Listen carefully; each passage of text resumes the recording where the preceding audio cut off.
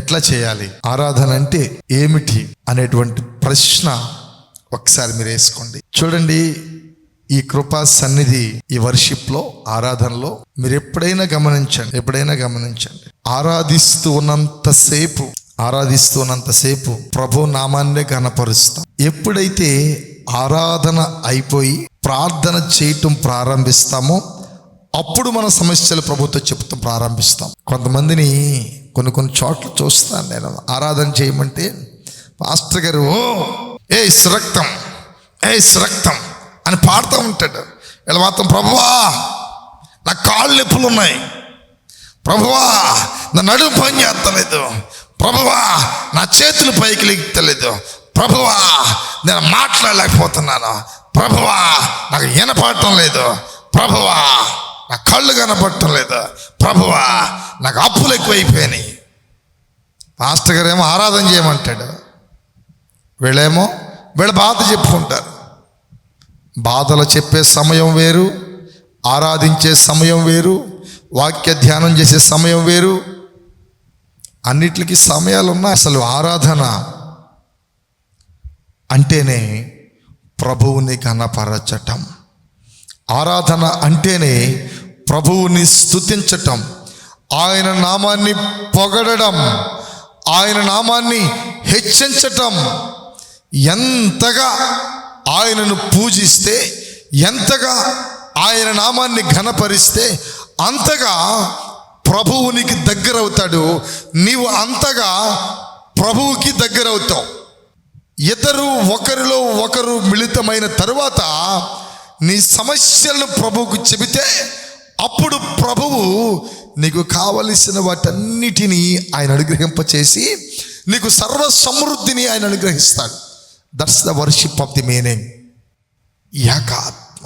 అందుకే దావీదు సౌలు దగ్గరికి వెళ్ళినప్పుడు సౌలుని చూసి సౌలును పొగలే, సౌలా సౌలా నీవే మహారాజువి, నీవే మహారాజువి, నీకేంటి కర్మ అని పొగలేదు. ఎవరిని పొగిడాడు చెప్పరా?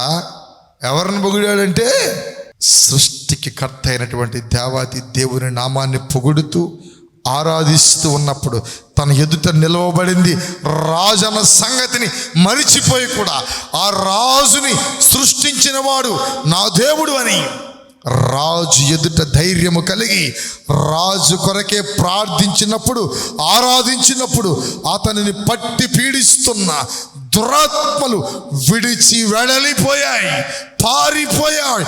That's the power of the worship. అంతటి శక్తి ఉంది ఆరాధనలో, అంతటి శక్తి ఉంది ఆరాధనలో. అందుకే అంతగా ఆరాధిస్తాను, అందుకే అంతగా పరవశిస్తాను ప్రభువులో. ఎవరిని చూడాల్సిన పని లేదు. నీ ఎదుట కలెక్టర్ ఉండొచ్చు, నీ ఎదుట చీఫ్ మినిస్టర్ ఉండొచ్చు, నీ ఎదుట ఎమ్మెల్యేస్ ఉండొచ్చు, నీ ఎదుట అధికారులు ఉండొచ్చు, కానీ వారి కొరకు ప్రార్థించే భాగ్యము నీకు అనుగ్రహించిన దేవుణ్ణి మాత్రము వారి ఎదుట హెచ్చింపబడాలి. వారి ఎదుట నీకు అవకాశం కల్పించిన దేవాది దేవుణ్ణి ఘనపరచాలి. అప్పుడు ప్రభువు నీకు సమాధానం ఇస్తాడు. అటువంటి ఆలోచన నా ప్రభు మనందరికీ కలిగింపచేయాలి.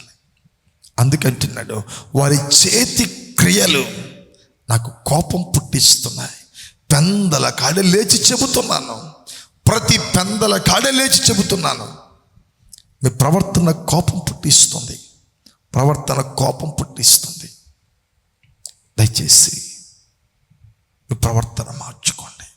పేతురు పత్రికలో అంటాడు, ఎవడిని మృంగుదునా అని సాతాను గర్జించు సింహం వలె తిరుగుతూ ఉంది.